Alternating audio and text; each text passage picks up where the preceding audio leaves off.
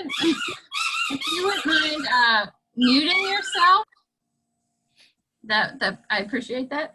Hi, I'm Jennifer Kem from the Young Women's Breast Cancer Awareness Foundation, and welcome to our Zoom call. Tonight we have an awesome speaker with on the topic of sleep. And I am recording this presentation, so I just wanted to let you know that. And then, and also, if this is, I think most of you have been on our calls before, but if this is your first time, welcome. And we are the Young Women's Breast Cancer Awareness Foundation, and it was founded 15 years ago to serve young women diagnosed with cancer under the age of 45.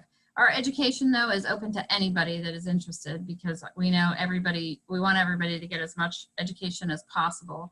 But we also have a Facebook page, a private Facebook page, an Instagram page, and then an email list. So if you would like to just find out more about our programs and what is available, let me know. I'll be happy to put you on all of those or get you connected. And like I said, we do support groups, such as we used to have dinners when we were allowed to be together in person, and we now have Zoom calls once a week on Thursday night. So we're not having one tomorrow since we're having one tonight. And then we do education, and then also grants, small financial grants for women undergoing treatment. But we're thrilled to have a special guest tonight, Dr. Daniel Buysse, who is the UPMC Endowed Chair in Sleep Medicine and Professor of Psychiatry and Clinical Translational Science. And he is an impactful leader. This is from the email, Dr. Buysse. An impactful thought leader in the area of sleep medicine, as well as one of the world's leading expert on insomnia. This has probably been one of the most talked about Zooms. I know a lot of people are interested in it. You know, sleep has always been a big challenge. So I really wanted to find someone who could sort of address those challenges. I think sleep can be very challenging for the average person, but then once you add in the anxiety, as well as the you know, the different medications that you take through cancer treatment. You know, as you know, many of our patients are on medicines for some forever, some for, you know, 5 and 10 years after diagnosis. So, so what we are going to do is Dr. Buysse is going to show his slides, and then I am going to, and you can put questions in the chat. If you have anything pressing, it's just a lot easier to wait to the end with the large group that we have. But if you have something critical, you can let me know, or you can also text me at 412-389-0488. But it's probably better if we just do the chat. So I am going to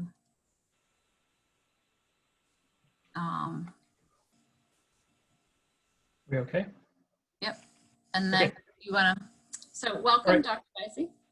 Thank you. So can everyone see my title slide? I can. Yes, see. You can see it? Okay, you can see it, then everyone can see it.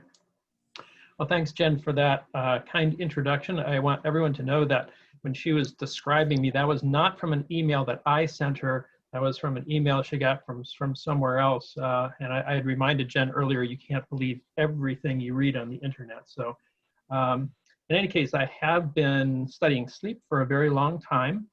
I am particularly interested in insomnia and how sleep relates to biological rhythms. I don't claim to have any particular expertise about sleep in relation to breast cancer, but I think some of the general lessons you will find to be applicable perhaps to your situation. So the talk I'm going to go through tonight is fairly general. Toward the end, I'll focus a little bit more on cancer-related topics, and then during the discussion part, certainly feel free to ask any questions that you have that might get a little bit more specific about the issues and topics that are of greater concern to you.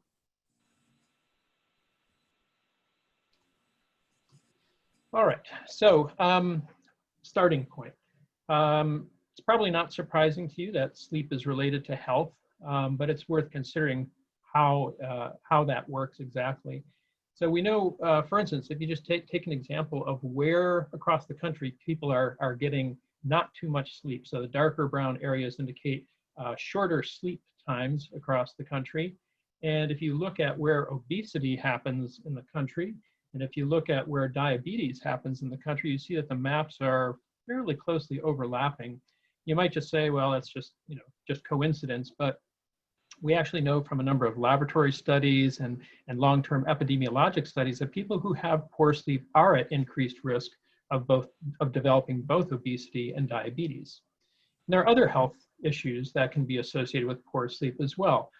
Something as simple as colds and respiratory infections can be related to how you sleep, coronary heart disease over the longer term, depression certainly, substance use, and even early mortality. All of these things are related to getting poor sleep over long periods of time. Why is that? Why should that be? In order to try to address that question, we kind of need to go back and think in very broad terms, remind ourselves that we are actually living on this planet that rotates on its axis every 24 hours, and that exposes us to regular periods of light and darkness. When you think about it, when living things evolved on this planet, they had to adapt to that reality.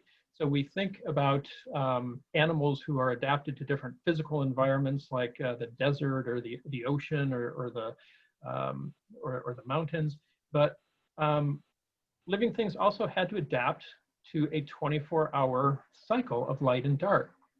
So it's really no exaggeration to say that we live in two worlds. We live in a world of light and a world of darkness.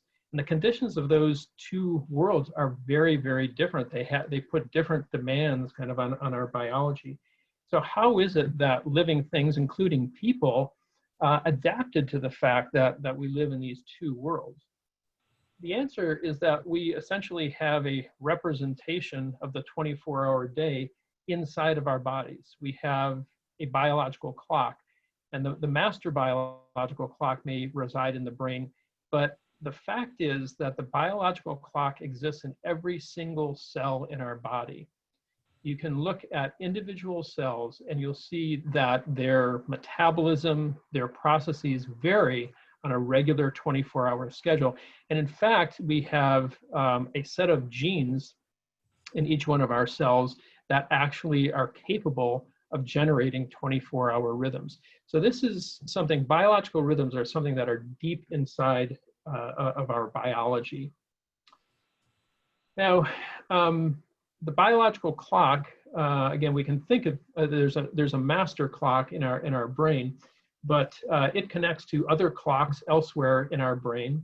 And our brain clocks control every aspect of our body function and our brain function. So to just take a simple example, body temperature, much on people's minds lately, right? And you've gone places where you're screened for your temperature, and if they tell you it's 97.6, you're cleared to go. But the fact is that if someone monitored your blood temperature at different times of day, the value would be different. Our body temperatures fluctuate regularly on a 24-hour basis. Likewise, we have regular fluctuations in immunity and inflammation, and our brain functions, this is probably not a surprise, but our brain functions also vary according to a 24-hour clock, so that there are times of day that you're likely to be more awake and alert, and times that you're less likely to be awake and alert. Our mood also changes on a regular 24-hour basis. So our body functions and brain functions control our physiology, that is the function of our body. They control our behavior and our performance. And among those behaviors are health behaviors, physical activity, eating, exposure to light and darkness in the environment, and of course, sleep. Those health behaviors in turn feed back on the biological clock. So there's this nice kind of feedback system that the biological clock controls our body and our brain functions. Our body and our brain functions regulate our health behaviors, and that helps to regulate our biological clock. So the point here is that our sleep is one aspect one manifestation of this 24-hour clock that affects lots of things. And I might mention lots of things, including immunity and inflammation, that are very relevant to cancer and to cancer treatment. So that's kind of setting the stage for sleep. And you know, it's kind of obvious, I think, what sleep is, but of course, scientists can't be satisfied with the obvious definition. So we've come up with much more complicated definitions.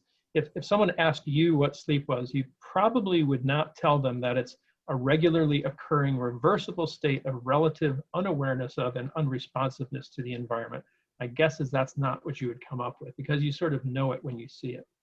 But actually, that definition has a lot of good information in it.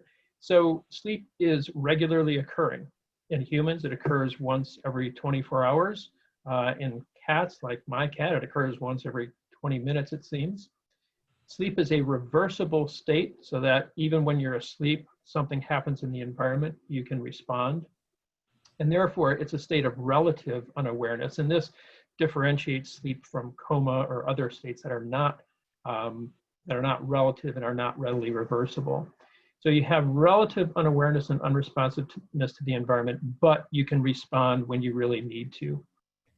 Now, I've already talked about the biological clock, and the point is that the sleep-wake cycle is the most obvious output of that biological clock.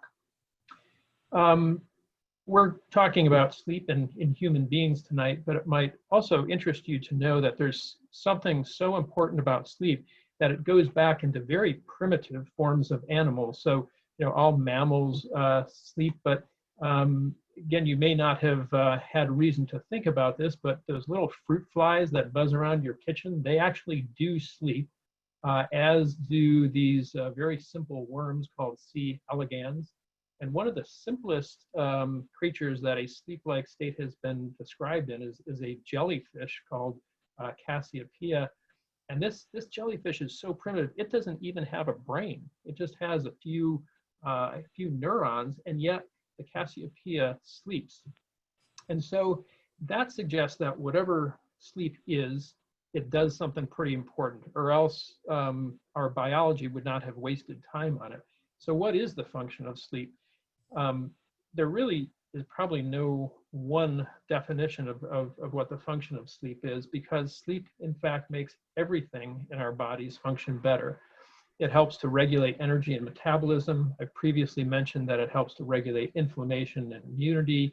It has to do with cardiovascular function, mood regulation, thinking, and our behavior. So behavior choices that we make are related to how much sleep and how much quality we sleep, how much quality sleep we get. So for all these reasons, sleep is very important to our health and leads to some of the poor consequences that I talked about in the very beginning. Now, on a day-by-day basis, we can also think about what it is that regulates our sleep. Now, there's all sorts of brain structures that are involved in the regulation of sleep. I'm not going to talk about that, but rather I'm going to talk about two processes that help to regulate our sleep. One we can think of as kind of being like an hourglass, that is how long you've been awake. And the other is, as I previously mentioned, a clock, a biological clock, the time of day. So what do I mean when I say that those are two things that regulate sleep? Well, the hourglass kind of functions this way, as a strange looking diagram, but you can think of this as representing sleep drive. And sleep drive means that when we take sleep away, it tries to bounce back even stronger. And we can think of our sleep drive as building up during the course of the day and diminishing during the course of sleep. So again, sleep drive builds up during the day and decreases at night. What that also means is that if we stay awake extra long, we get extra sleepy. And if we try to go to bed too early, we haven't built up enough sleep drive and we can't get to sleep. But that's not the whole answer, because human beings don't just sleep after a period of having been awake, but we also sleep predominantly at night. And that's because we have these biological clocks in our brain and in our cells. And in humans, the biological clock is set up so that we have a high degree of sleep propensity at night and a low degree during the day.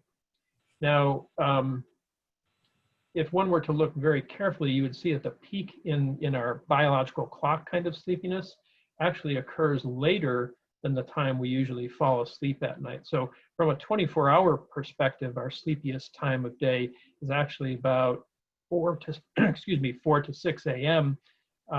Rather than when we go to bed at night. But these two processes work pretty well together so that, again, when we wake up in the morning, we have a low level of sleep drive, and it gradually builds up during the day until it reaches a very high level. Then that gets us to sleep. When that kind of sleep drive is wearing off, our biological clock peaks in the middle of the night to keep us asleep.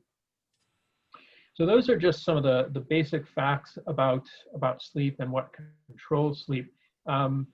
But we know that there are a number of sleep disorders as well.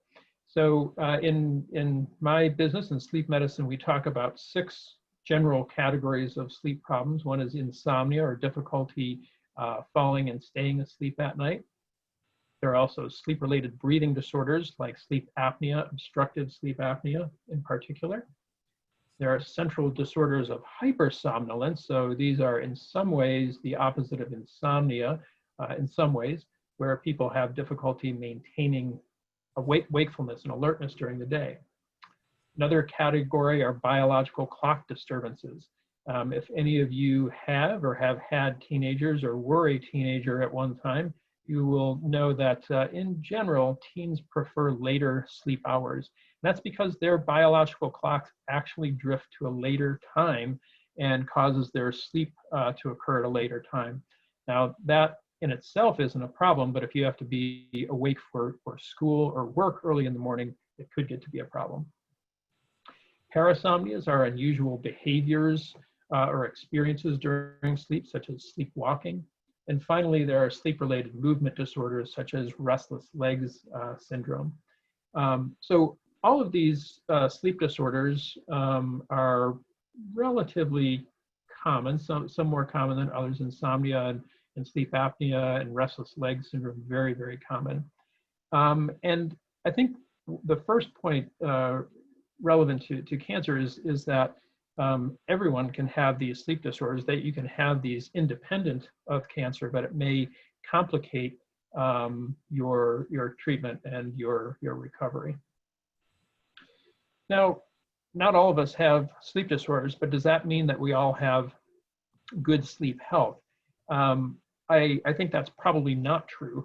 So we can think of, well, actually, before I get to that, hold that thought. The sleep disorders I just mentioned, there are a number of treatments available. So yeah, let's start here. So insomnia has cognitive and behavioral therapies that are effective. Hypnotic medications can also be useful. Obstructive sleep apnea is usually treated with something called positive airway pressure, continuous positive airway pressure, although there are other treatments also. Hypersomnia or sleepiness disorders are usually treated with stimulant medication. Bright light and behavior can also play a role.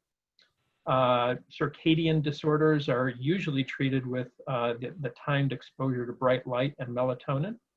Parasomnia is largely treated with medication, and sleep-related movement disorders, again, largely treated with medication, and in some cases, supplemental iron is useful, for instance, in restless leg syndrome. So these are kind of the classic sleep disorders. Now, again, as I was mentioning, the fact that you don't have a sleep disorder doesn't mean that you necessarily have the best sleep. So think of it this way, that you may not have had a heart attack at any time in your life, but it doesn't mean that you necessarily have great heart health, right? So in the same way, just because we don't have a sleep disorder doesn't mean that we have healthy sleep. And one way of thinking about healthy sleep is that it is characterized by these different dimensions. That is, good sleep, healthy sleep, is sleep that occurs at regular times of day in pretty much the same amount from day to day. It's sleep that leaves us feeling satisfied and rested. It's sleep that leaves us feeling alert and able to maintain a long period of wakefulness during the day. Healthy sleep is sleep that's appropriately timed, that is highly efficient, that is doesn't have a lot of wakefulness, and is of adequate duration. So these dimensions, regularity, satisfaction, alertness, timing, efficiency, and duration, you can remember with the acronym RU stated. So I talked about treatments for sleep disorders. There are also ways of just improving your sleep health, largely behavioral methods. So again, regularity means getting up at the same time every day of the week. Satisfaction means disciplining yourself to get just enough sleep to feel refreshed without spending too much or too little time in bed. Alertness largely depends on getting adequate sleep at night, but some people who have trouble with alertness also may have a separate sleep disorder. Timing, sleep is just best at night. The midpoint of sleep for most people, most adults, is between 3 and 4 a.m. This one, sleep efficiency, may be a little bit hard to grasp, but it's really important in the sense that we're generally most satisfied with our sleep when it is solid or continuous and doesn't have a lot of wakefulness. And that's largely an effect of how much time we spend in bed. So spending the right amount of time in bed is the key to getting good sleep efficiency. And then, of course, overall sleep duration. Most adults get 6 to 8 hours. So these are the general recommendations for good sleep health. All right, and the final part here, I just wanted to turn to some general factors that affect sleep in individuals with cancer. This is not specific to breast cancer, and I think many of you would have been able to tell me these factors as well. But just to review, sleep problems and patterns can be affected by individual characteristics such as a person's age, whether there are other medical problems going on. Women and men have different propensities for different kinds of sleep disorders. To take two common examples, insomnia is almost always more common in women than men. Sleep apnea, almost always more common in men than women. Lifestyle and environmental factors can also play a role. So our sleep habits, those sleep health characteristics I was just talking about, are very important. But our sleep environment can also relate to our sleep quality and sleep problems. During the course of cancer diagnosis and treatment, you may have altered daily routines that can have a direct impact on sleep. And our use of things like caffeine, alcohol, and nicotine can also clearly affect sleep. Psychological factors, depression, stress, whether or not a person has social support, feelings of loneliness, all of those factors can and do have direct effects on sleep problems. There are also disease-related factors pertaining to cancer, things ranging from pain and fatigue, depression that I already mentioned. So all of those symptoms can increase sleep problems. But there are also biochemical things going on with cancer as well. So the inflammatory response to cancer and the immune response can change these chemicals in your blood called cytokines. And some of those cytokines are very either sleep-inducing or sleep-preventing. So again, your body's biological response to cancer can affect sleep and sleep patterns. The site and stage of cancer can present particular difficulties for sleep as well. And finally, as Jen was alluding to in the very beginning, certainly the effects of the disease and treatment of the disease can have their own effects on sleep problems. So I'd mentioned that inflammation is common in cancer, and inflammatory signaling in the body can disrupt sleep. But the effects of chemotherapeutic agents can also have a direct effect on sleep, as can the discomfort associated with radiation. Hormonal therapies, very relevant in terms of breast cancer.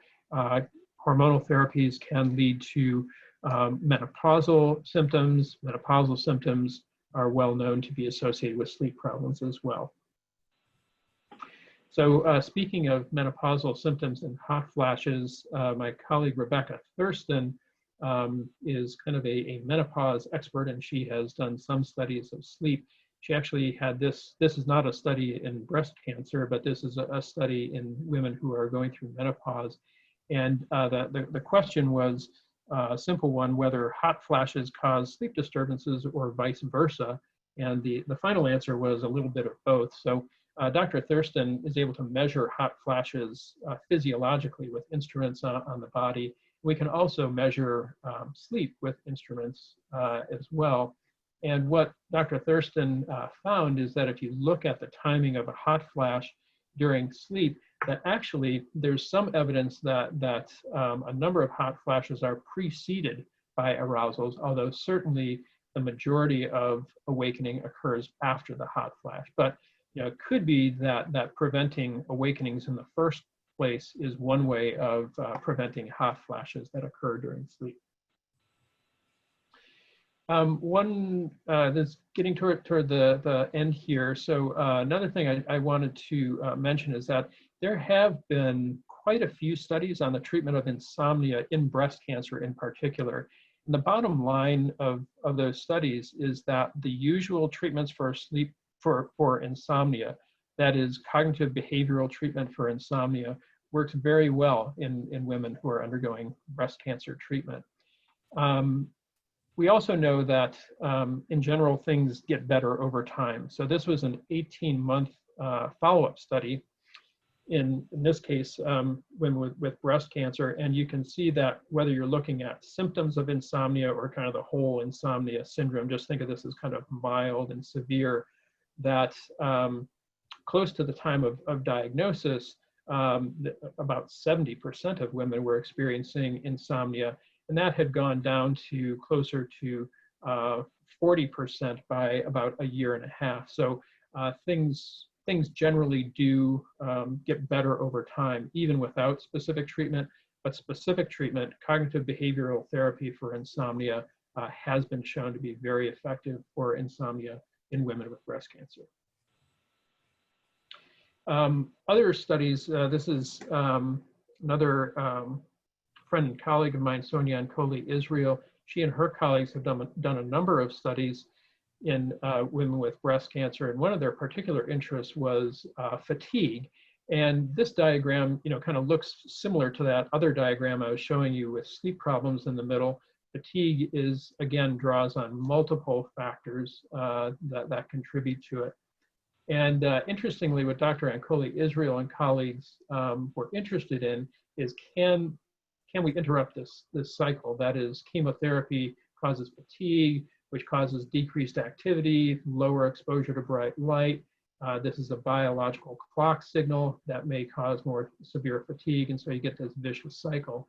And what Dr. Ancoli Israel and colleagues found is that using bright light as a treatment is a way of improving fatigue. Improved fatigue allows you to get outdoors maybe a little bit more light exposure, and that again combats the fatigue. So there are ways of treating some of the symptoms associated with cancer, ways of treating it that are based on our understanding of biological rhythms and sleep that may benefit people. So I'd previously shown this, and I'm going to wrap up now. Again, the notion being that biological clocks control our brains and bodies, control our health behaviors, which in turn feeds back to the biological clock. So I think what's really interesting to think about is that we have this circadian or 24-hour timing system that affects all of these key health behaviors. Those health behaviors affect our physiology. And again, here are some of those same factors that are so important in terms of cancer treatment and recovery. So our health behaviors affect those things, and those things affect our long-term health, right? Now, all of these things are affected by our particular genes and environment and social interactions. But the interesting question, I think, is whether we can use our knowledge of the biological clock to help change those health behaviors and affect these important kind of pathways of our functioning and physiology to optimize our health outcomes. Now, of course, there's all sorts of interventions already out there that treat, that get people to move more, that control diet, that help with sleep problems. But I think where we really need more emphasis is to realize that our biological clock is the thing that underlies all of these. So we need to pay attention to this 24-hour timing system. And how might we do that? Well, what I would suggest is that when you look at all these key behaviors, sleep and eating and physical activity, it's important for us to be thinking about the amount, regularity, and timing of each one. I'm not going to go through all this. Again, I'm just going to kind of harken back to something I had said before, that we know how much sleep is usually associated with good health. We know that regularity is important, and we know that the timing of sleep is important. So if you can focus on these three factors, in general, I think you're going to be setting yourself up for healthy sleep. And if you have healthy sleep, you will also have some positive effects on your other health behaviors and your long-term health. Very last slide here, I just wanted to mention some resources. There is a sleep medicine center at UPMC. And by the way, I'm not specifically pushing UPMC, it's just that those are the resources I know because that's where I work. There is a sleep medicine center. They treat all sorts of sleep problems. I have a small clinic at Western Psychiatric Hospital focusing mostly on insomnia and circadian rhythm problems. The UPMC Cancer Center has a biobehavioral outpatient program. They do treatment for sleep problems as well as other kinds of behavioral issues associated with cancer and its treatment. They also have a research program run by Jennifer Steele. They, again, provide a variety of services. These are the numbers for them. If you're looking for more general resources, I have some websites here. And if you are interested in cognitive behavioral treatment for insomnia, one way of getting that is actually through an online program that is tailored to your particular sleep problems. There are two examples that I'm giving you here. One is called Sleepio, and the other is called Somrist. And both of these treatments have been tested in research studies as well as large numbers of clinical patients. Both of them are very good. So that is it. I'm going to wrap up and see what kind of questions you have.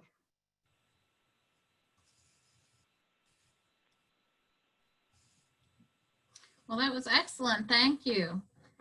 We have several questions, but I have like at the resources that you offered, Sleepio and Somrist. Yeah. Are those? Somrist.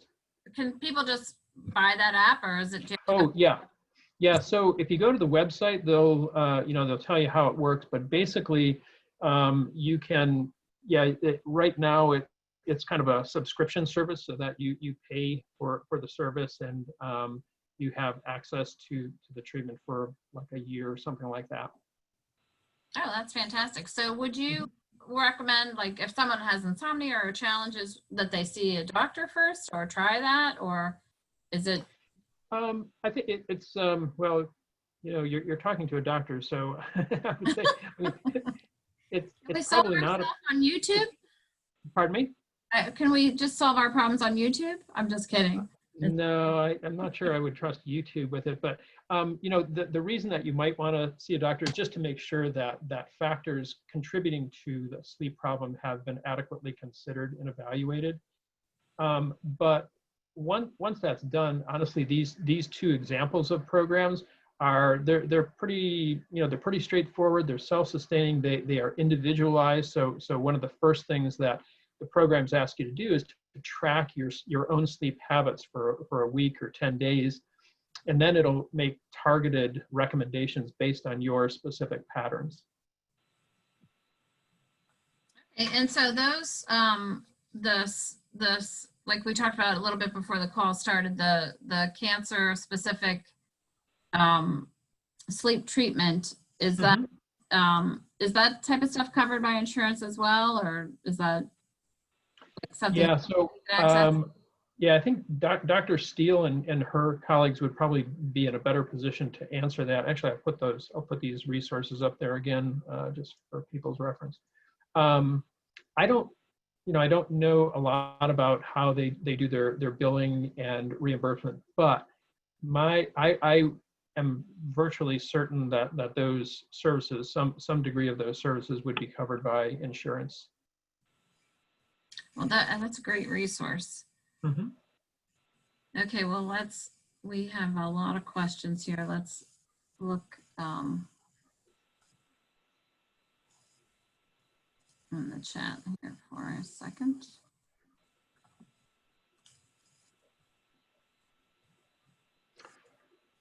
Actually, if you would like to ask your question, but Julie says that she's been a patient for 27 years and everyone is blessed to have his expertise tonight. I have been, and he really is phenomenal. I came on just for you, Dr. B. Well, that's a good endorsement. No, and I really did, I happened to have seen him for narcolepsy prior to my getting brain cancer. And so he has been helping me with my insomnia issues that I never had as a person with narcolepsy before. So really, anything that he shares tonight has been so helpful for me. And I hope that it helps all of the people here. Well, great. I'm glad you're. Thanks, Julie.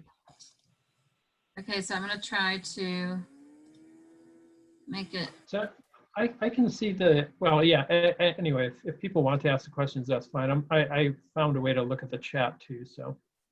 Okay, let me, I'm trying to change it so that we have, I can't seem to, can you see everybody or is it? Yeah, I can see, I can see everybody.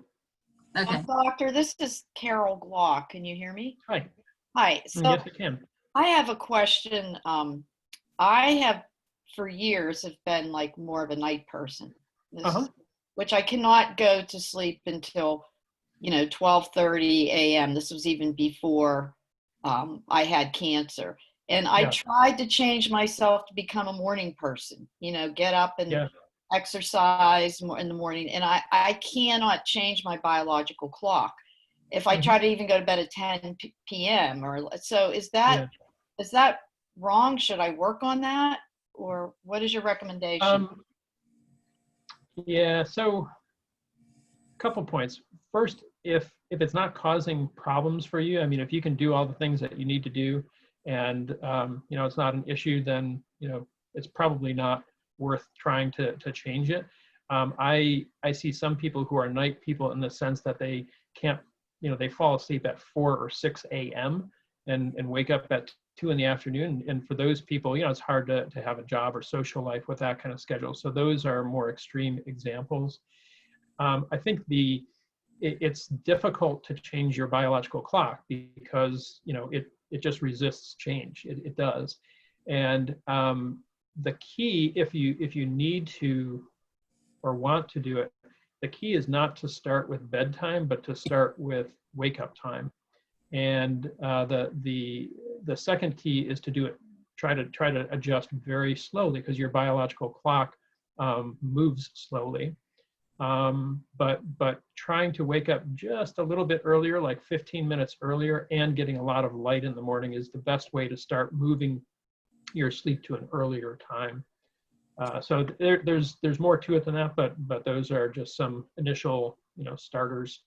But if I'm happy with how I am, like I generally get 6 hours of sleep, I have to work, and I get more frustrated trying to change it. Yeah. Because I think that's I'm 12:30 doesn't strike me as being particularly out of line. It's a bit later, but it's not, if you're able to do what you need to do, I wouldn't worry about that too much. Okay, thank you. Mm-hmm. This is Jennifer Wilburn, and I'm worse than Carol. Like last night, I went to bed at 2:30 in the morning, and my whole entire life I have been a night owl, and it's like a vampire living in a daytime world because it affects work and everything else. And I've tried all kinds of things, and it And I'm married to somebody that goes to bed and gets up at 7 in the morning. Mm-hmm. And it's really pronounced now that we're like stuck in this house together all day long. Yeah, well, I think, first of all, the biological clock for most people runs a little bit longer than 24 hours. So our biological clock is actually about, on average, 24 hours and 12 minutes or so. And what that means is that we all have kind of a built-in tendency to drift later.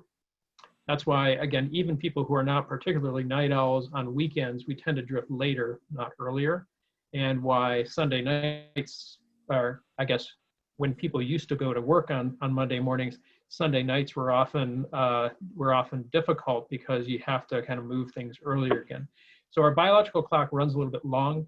It also has a harder time shifting earlier than it does shifting later. So that's why, for instance, it's not usually a problem for people from Pittsburgh to go to California. Most of us can get onto California time pretty easily. It's much harder if you've been in California for a while to come back to Pittsburgh and all of a sudden you're 3 hours earlier, because again, our biological clock does not easily move to an earlier time. So again, there are a lot of details to it, but the general keys to trying to shift things a little bit earlier are to work on the wake up time in the morning, you get bright light in the morning, and only very slowly and very gradually try to go to bed earlier. We can't, another reason for this is that you can't force yourself to go to sleep, right? Within reason, you can force yourself to wake up, but nobody can force themselves to fall asleep. In fact, sleep can only occur when you're not literally trying to do it. If you try really hard to sleep, you're going to be awake. So anyway, all of that makes it difficult to shift earlier. It can be done with persistent effort. Thank you. Okay, we have a couple, I'm going to read a couple questions. It said, are there effective meds for staying asleep that are less addicting than others, such as Remeron, Lunesta, Translational, and Translational? Yeah. I'm saying these right. Yeah, so this is a big question as well. There are many different types of medications that are used to treat insomnia with awakening in the middle of the night. The ones that are FDA approved are things like the ones listed here. The ones that are approved for treating insomnia are like Translational, which is Halcyon, Lunesta, Ambien, Restoril. Those are the ones that are approved for treating insomnia. And they work for many people, for most people. They differ from each other mainly in terms of how long acting they are. So some people need a longer acting one, some people can do with a shorter acting one. There are also a lot of medications that are used off-label that is not specifically FDA approved for sleep. And those include Remeron and Trazodone, for instance. So it doesn't mean that they don't work, it just means they haven't been studied as carefully, and they're not FDA approved for that. As to the question of addicting, not to dodge it, but it depends a little bit on what you mean by addicting. So one meaning of addicting would be that if you're on the medication for a long time, you stop it suddenly, that you'll have kind of a withdrawal. And all of these medications can do that. So you should, if you're on any of these medications for a period of time, it's best to taper them before discontinuing. If what you mean by addicting is that a person begins to use it for other reasons than it was prescribed to get high, then these medications generally are just not addicting in that sense. If what you mean by addicting is that a person starts using higher and higher doses, again, by and large, none of these medications are very strongly associated with that. So again, not to be too wishy-washy on this, but there are a number of effective medications. They differ somewhat in how they act on your brain. Most of them are well tolerated. all of them can be associated with withdrawal insomnia if you stop suddenly. Okay, there is another question. To what extent when does strong coffee affect sleep? This is my Well, question because I yeah. drink coffee like all day because I can't sleep at night. I'm so exhausted that I drink it all day. And then I think it causes a Yeah. bad cycle of being up. Yeah, it's a vicious cycle. So caffeine definitely is, I mean, it's for real as a stimulant. People have done various kinds of laboratory studies showing that, you know, it has effects that are not dissimilar in magnitude to the effects of something like Ritalin, for instance. So you know, caffeine is definitely has effects on alertness. And Oh, wow. in sufficient doses, it definitely affects sleep at night too. So keep in mind that caffeine hangs around your body for, you know, 6 to 8 to 10 hours. So, you know, the coffee that you drank at dinner time is definitely going to be with you that night. Yeah, and I guess the other thing I would say is that individuals vary pretty widely in terms of how sensitive they are to caffeine. So I've talked to some people who just the barest whiff of caffeine makes them unable to sleep at night. Others who seem to be able to tolerate pretty high doses. I think, you know, if you are in a vicious cycle of using caffeine to stay alert during the day, and then it causes sleep disturbance at night, so you need more during the day. If that's the case, then you know, a gradual tapering is probably in order, and the way to do that is gradually. So, you know, if a person were drinking 10 cups of coffee a day, you don't want to go to 2 cups of coffee overnight. You know, you want to decrease it gradually over time so that your body can accommodate to that change. Great. Thank you so much. Yeah. Also, I think people, well, depending on what kind of coffee people drink, you get more or less caffeine in it. Turns out that just regular brewed coffee is a pretty potent source of caffeine. If you happen to get your coffee from Starbucks and you get something like their medium-sized coffee, you are getting probably 300 to 400 milligrams of caffeine, which is that's 2 no-dose tablets. Oh my gosh. No wonder. I drink Yeah. like 4 strong, bold Starbucks a day. Wow. This Yeah. is Jennifer Wilburn again. I don't drink anything with caffeine, and I still can't go to sleep. I never have. I don't like coffee. Yeah. Yep. Well, again, there's a lot of differences. There's differences in how quickly people metabolize caffeine, and there are differences between people in certain brain receptors that are affected by caffeine. So people really do differ. So there's another question. How does this work for those who work the 3rd shift? Is there a study that shows a link between working the 3rd shift and developing cancer? You know, I think there's still a little bit of controversy about this, but there are various European health agencies who have declared that night shift work is a carcinogen. Wow. And it has been associated with the development of breast cancer in particular. Now, again, it's not that every study necessarily agrees with that, but working the night shift in at least some parts of the world is considered a risk factor for cancer. When you think about it, the night shift is doing everything opposite to what our biological clock would like us to do, right? It's taking your circadian timing system and turning it on its head so that we're trying to be awake and alert at the time when we are least awake and alert. We're eating at a time that our body is least capable of handling calories and food. And then we're trying to sleep at a time of day when our brains are trying to wake us up, right? So everything is out of sync. And there's only so much that a person can do to try to adapt to that. Again, some people are more flexible in their sleep than others. but there's only so much you can do. And even when you work consistent night shift, your biological clock doesn't shift to match, right?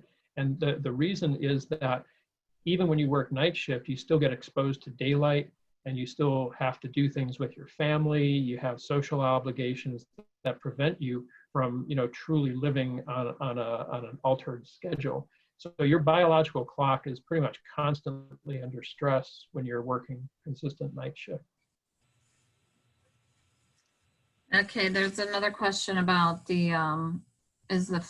how accurate and reliable are devices like the Fitbit, the Apple Watch for monitoring sleep?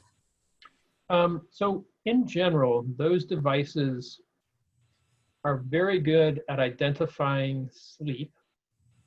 They are not nearly as good at identifying quiet wakefulness, okay? So you can, to some extent, your device may be fooled if you are lying quietly at night. So this is just generally true of all those devices, is that they are very sensitive to identifying sleep, but they're not very specific in the sense of being able to identify quiet wakefulness. I think personally with the commercial devices, very few of them have been compared to other means of measuring sleep, like a sleep study. When they have, they're fair. They're pretty good. I think the real key to them is to take them. You can take them seriously, but not literally, in the sense that I wouldn't worry if it tells you, that you're not getting enough deep sleep, and I wouldn't take it too literally that you're getting, 7.5 hours of sleep. What I would take seriously is how those patterns change over time. So if it says that there has been a change, that your amount of sleep has gone up or down, or that the quality has gone up or down, I feel pretty confident in that. So comparing changes over time, very good.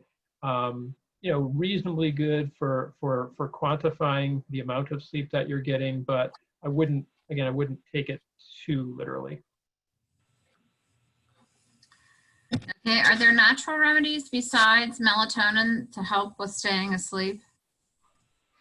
So first of all, with melatonin is a hormone that's produced by the pineal gland of your brain. And it is kind of, some people describe it as being like the hands of the biological clock. So it tells us what time the biological clock is functioning at. The reason is that you have no melatonin secretion during the daytime, and melatonin increases at night. It peaks in the middle of the night and it goes away again the next morning. Okay, so it responds to time of day. When you take melatonin in a tablet, you're sort of piling on to when your body is already producing melatonin. You're giving it extra melatonin at the time it would otherwise be producing melatonin.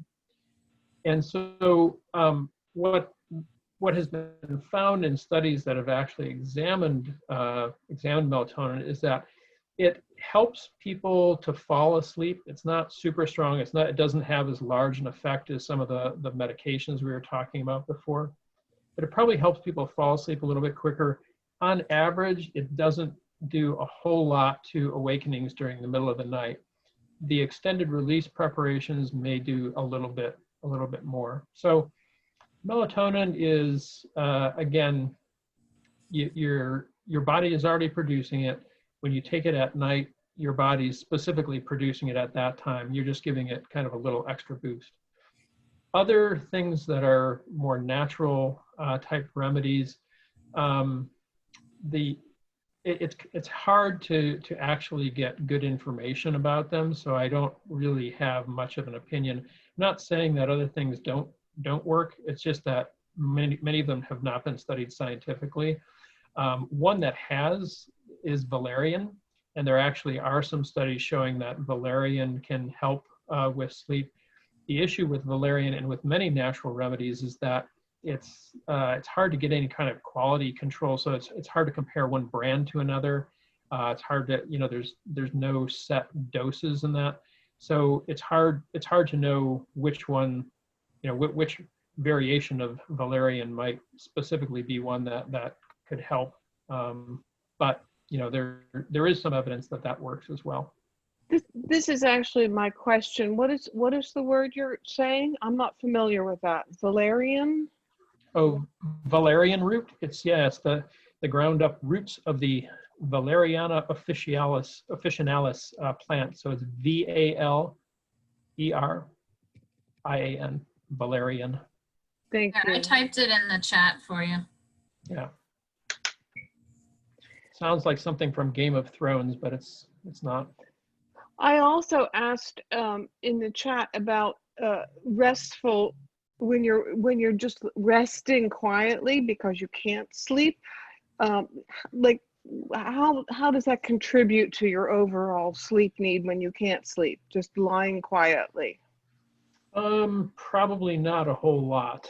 It depends on what you mean by lying quietly too. So there's some people who are struggling with insomnia will stay in bed and lie awake in bed, but it's not very restful lying awake. So a lot of times they're tossing, turning, getting frustrated and angry at being awake, and that's probably not terribly useful.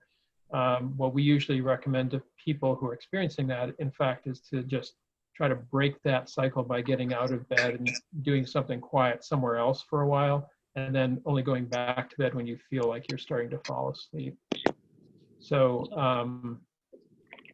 so in terms of biological restorativeness, lying quietly is not the same thing as sleep.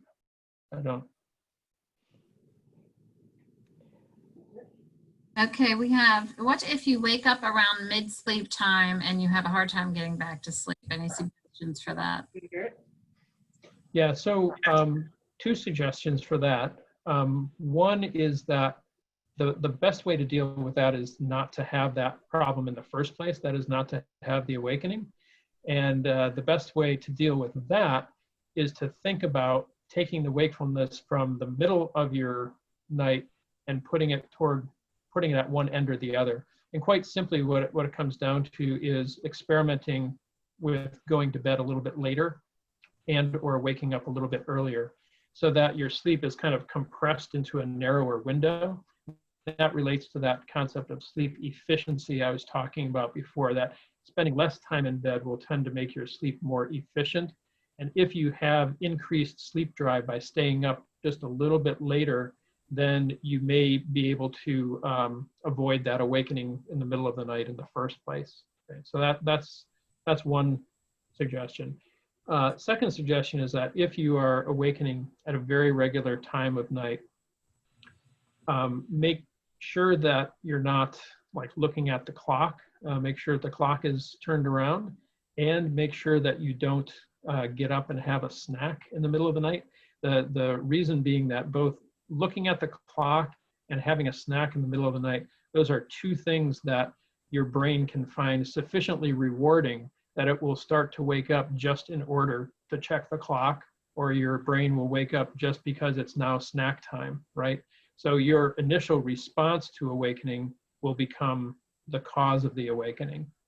So again, as I had mentioned a few minutes ago, what we usually recommend is that if a person wakes up in the middle of the night, you can tell you're not getting back to sleep, get out of bed, keep the lights low, do something boring for a while. And when you actually feel sleepy, that is when you have a hard time keeping your eyes open, then go back to bed and try to let your sleep resume there.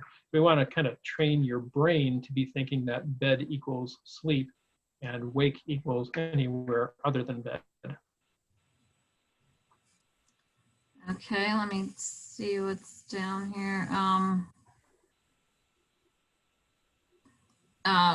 Celine asks, can you direct me who to see, as I cannot tolerate the settings I'm supposed to for my BiPAP or CPAP? Yeah, BiPAP is a particular kind. So I'm a little bit hesitant to make specific recommendations, because again, the only resources I know are at UPMC, and my colleagues are at the Sleep Medicine Center number that I had shown before. So that's my best recommendation. If you did not receive your BiPAP prescription from a sleep medicine specialist, like in a sleep clinic, it might be worth seeing one, because sleep clinics often have nurses or other personnel who are kind of particularly skilled in finding ways to help people tolerate positive pressure. Thank you. Yeah, I have UPMC insurance, so that's good. Thank you. Yeah. So and again, I'm not asking for names, but you know, I know at the Falk Clinic Center, again, there's a nurse who can often help people to adjust to CPAP, BiPAP. Thank you. And Dr. Buysse, what would if someone wanted to pursue getting some treatment either with you or with the clinic or the cancer clinic, I mean, they would just call those numbers you had listed earlier? Mm-hmm. Yep. And so how would you determine, like, if someone presents and says, you know, I have insomnia or their whatever sleep issue they had, I mean, would they just first, they would be like sort of, you know, someone would talk to them like you, or someone would try to determine what the course of action would be, whether they need like cognitive behavioral therapy and you would make the decisions there. Okay. Yeah, if you if you came to see me or my colleagues at Western Psych, what we would do is send you a ridiculous packet of questionnaires before you came in that you would fill out and give us an idea of about your sleep problem. We would then review that with you and get a detailed history so that we really understand the problem. We would probably ask you to keep a sleep diary so that we had a good understanding of your sleep patterns over time. And then we would make some recommendations from there. If it seems that a person might benefit from having a sleep study, if there's a consideration of sleep apnea, we would do that as well. So some variation on that general scheme of things is what you would find if you went to a sleep clinic. Okay, thank you. We've a lot more questions. Does your body recover missed sleep hours? For example, I only slept 3 to 4 hours last night, so should I go to bed early or just keep my regular bedtime? I have insomnia. So yeah, I think the last part of that is important. That is, if you have insomnia, then I would actually recommend that you not go to bed earlier.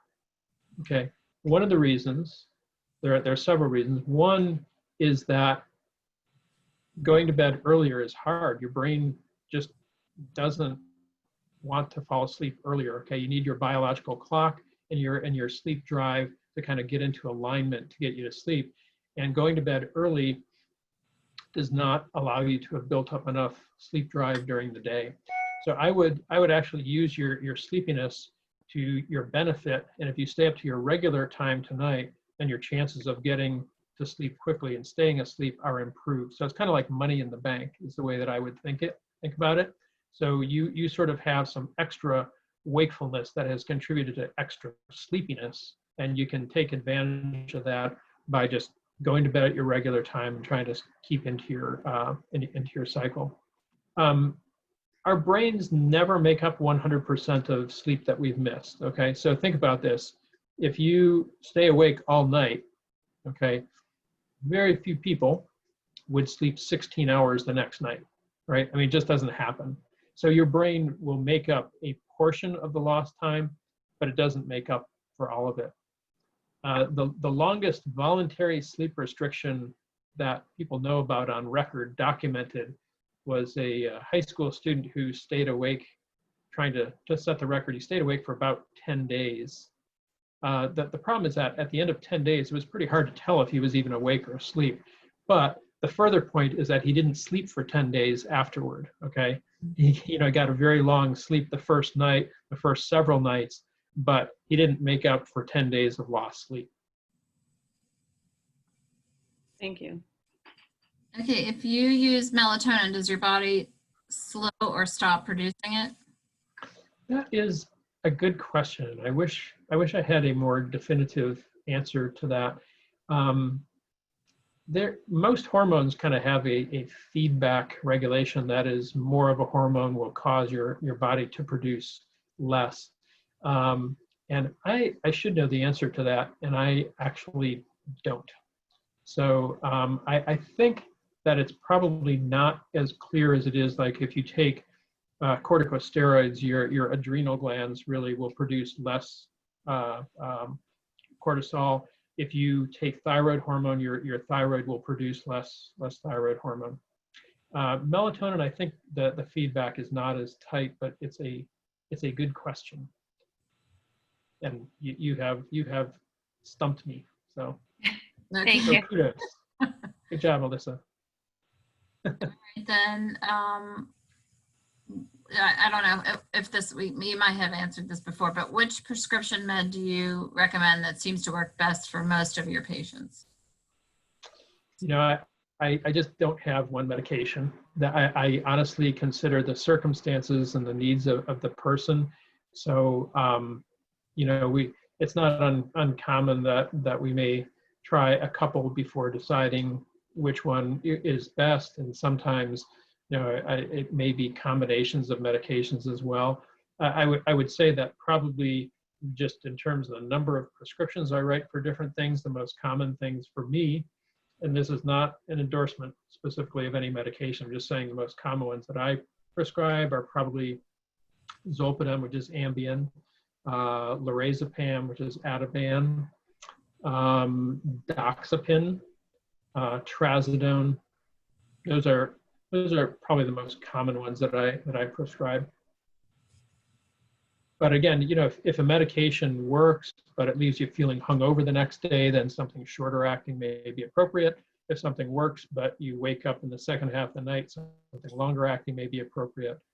So that's where the, you know, that's where the careful experimentation and observation comes in. Okay, is taking a power nap in the middle of the afternoon good or bad for your evening sleep?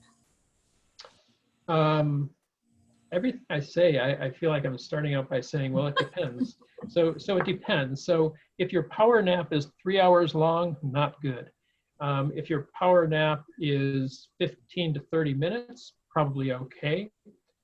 If your nap is at 2 to 4 in the afternoon, okay. If your nap is at 10 o'clock p.m., probably not okay. All right. So it really does depend. I'd also say that napping is a very individualized thing. There are some people who can nap. There are some people who can just never nap. So it's you know, it's not always something that you can control. There are nappers and non-nappers in the world. Interestingly, insomnia, chronic insomnia, often goes along with not being a napper. So many people with chronic insomnia are just unable to sleep 24 hours a day. That's terrible. Is working on your computer at night not to be recommended if you can't sleep? What are my first words going to be? It depends. So in general, I would say not a great idea.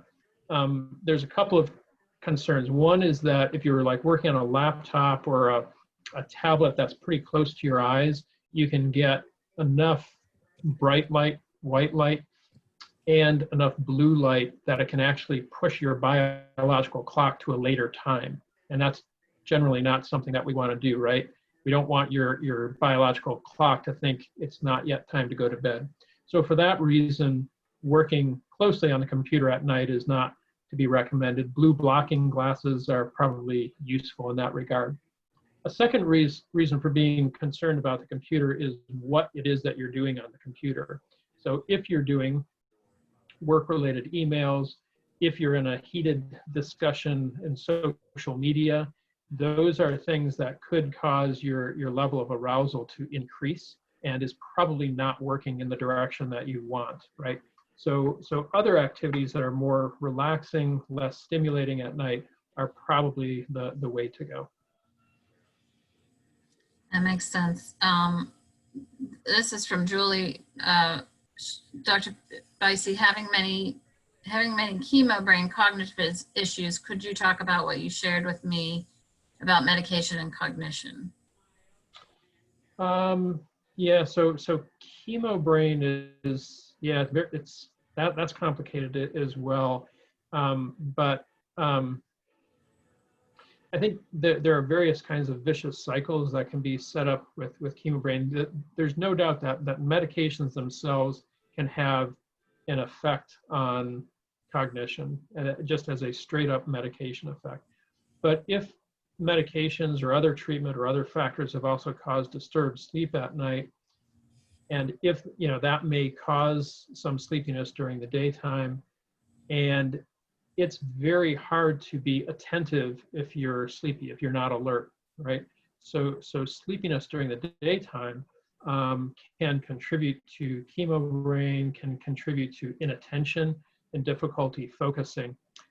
So for some people, depending on the circumstances, for some people, medications like stimulant medications may actually be useful during the day to improve alertness, improve focus, and for some people that may address some component of chemo brain as well. So yeah, just some general thoughts. I know we have some folks that have had in our group, some of them are here, some are not, but they have metastatic cancer to the brain, like breast cancer, and is that, I mean, obviously I am sure it depends on where the tumor is and that, but do you have, are there specific things that you can do when actually the brain is affected?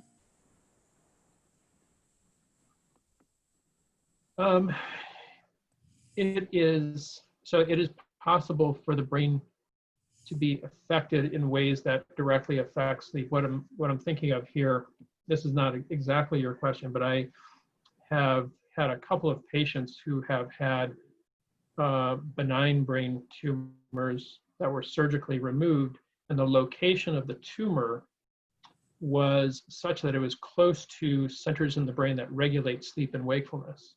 So people who had never previously had sleep-wake problems developed, again, and I've seen both cases, either significant insomnia or significant daytime sleepiness. It's probably because there were brain structures involved in the regulation of sleep and wakefulness that were injured by the surgery. So in the same way, again, it's the location of most metastatic brain tumors is pretty far away from the centers that mainly regulate our sleep and wakefulness. But brain tumors can cause problems like increased pressure, increased intracranial pressure, and increased intracranial pressure can affect some of the centers that do control sleep and wakefulness. So generally speaking, the control of sleep and wakefulness comes from pretty low down in your brain, in your kind of brain stem, which is right kind of in the center, in the bottom of your brain, connects your spinal cord to the rest of your brain. So the only way that those structures really can get affected, other than directly by surgery, is if you have pressure in the top part of your brain. It can push on the brain stem, and that can cause sleep-wake problems. So, I think the only thing I could really say about that is that the best management is the primary management of the brain tumors, metastases. So whether that's radiation or some other kind of chemo, if there's increased pressure in your skull to relieve that pressure, sometimes people have a shunt or whatever. So those are the general approaches. Okay, and then we do have another question. Is there anything that can help with sleep while you're on steroids? Well, yes, steroids are interesting. So many of you, if you've had the experience of being on an acute dose of steroids, you probably noticed that immediately you had like this sense of energy and well-being and didn't need as much sleep and things like that. That is a pretty common response to acute steroids. If you're on steroids chronically, all those effects tend to kind of reverse and go the other direction as your body adjusts to having the steroids.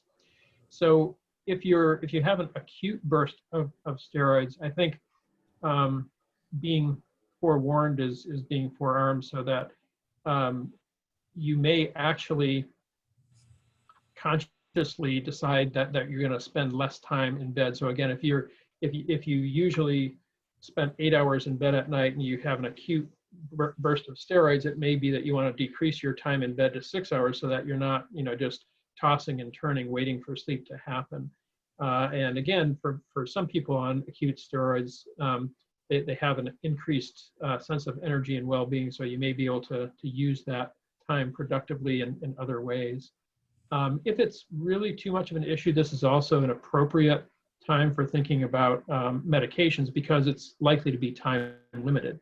So again, if you have a lot of problems with an acute steroid course, a short-term use of medication along the lines of those that I've mentioned before might be appropriate. Okay, I think I got to all the questions. Does anybody have anything else?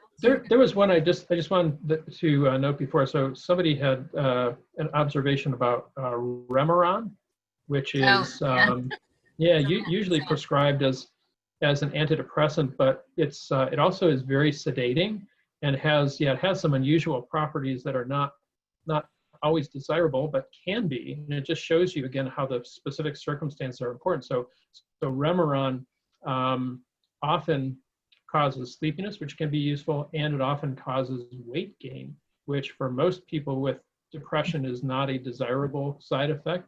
But again, there are people who are struggling with their weight who may really find Remeron to be useful. Yes. So is that you, Sam? Do you want to share your experience on that or no? She might not. I'm not sure if she's still here.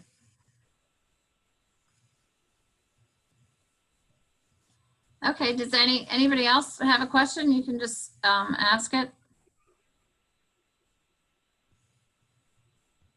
I was in the middle of typing this question, but I have neuropathy pain in my feet and one leg particular that I've had nerve damage. Would that be considered restless leg syndrome?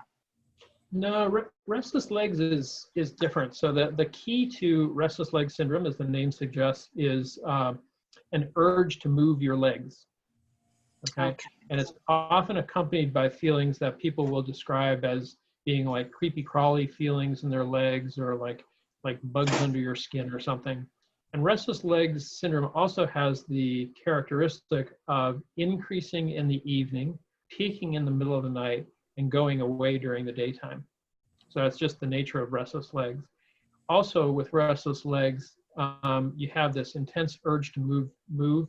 And when you get up, change positions, the sensation immediately goes away. So none of those things are generally true of neuropathy, which tends to be a more consistent and more often painful sensation. Yes. Yeah. So some people with neuropathy, So some people with neuropathy may also develop restless legs, but they are distinct. They're distinct things. I had acupuncture. I didn't see acupuncture as any treatment. I had acupuncture treatments. They didn't help. So. Yeah. For which did you have? For the neuropathy and yeah. I'm no kind of expert in terms of treating neuropathy. The one thing that I does keep you awake. It does keep you awake. Yeah, and so there is a medication that's often used for neuropathy called gabapentin. Yeah, I take that. A kissing cousin called pregabalin or Lyrica, and those medications can be useful because they're both kind of sedating as well. And so a number of people who have neuropathic pain or other kinds of pain will take gabapentin, for instance, with a large dose at night and smaller doses during the day, and it can help with both sleep disturbance and the neuropathy pain. But with gabapentin, for instance, it's common for people to be on it's like 1,800 milligrams a day, and you might take half of it at bedtime and then 2 small doses, during the day, something like that, so that you take advantage of the sedating property of the medicine. Well, you know what? I I know that's how it's, you know, prescribed and everything, but it's just so dosing to take during the day. Yeah. I just take it at night, and There you go. that's it. Yeah. Yeah. The reason, by the way, with that medication, the reason that it's prescribed multiple times a day is that it's pretty short acting in your body. Oh, okay. So you know, it Doesn't bother. Yeah. Yeah, it's a Doesn't- desirable thing from the sleep perspective, but may not give you enough control over neuropathy symptoms during the day. Its cousin Lyrica is a bit longer acting, and there are actually some long acting preparations of gabapentin as well. Yeah, the way that I have been found that I can tolerate the neuropathy during the day. It's there, but I can kind of ignore it and not be bothered. But at night, you can't ignore it. Yeah. So, thank you. That's good. All right, does anybody else have anything? Well, I really appreciate you coming on the call, Dr. Buysse, and I think it was fabulous. You've given us a lot of good information and some resources to follow up and some apps to try. So I think hopefully everyone will sleep better tonight. If not tonight, then in the next few weeks. But I appreciate everybody coming on the call, and I have recorded this, so if somebody needs it or is interested in rewatching it, if you didn't get the slides, I can actually just take a screenshot of the slide and the resources if you haven't. But thank you, everybody. Okay, thank you. Thanks. Okay. Right. Good night. Thank you.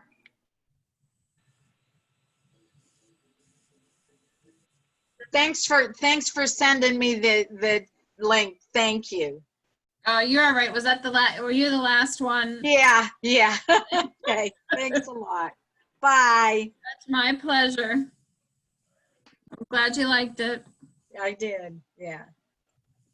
Jen, I have Rachel Wiggins who couldn't make it tonight, and she's very interested in she had another meeting. So how was she able to access this recording?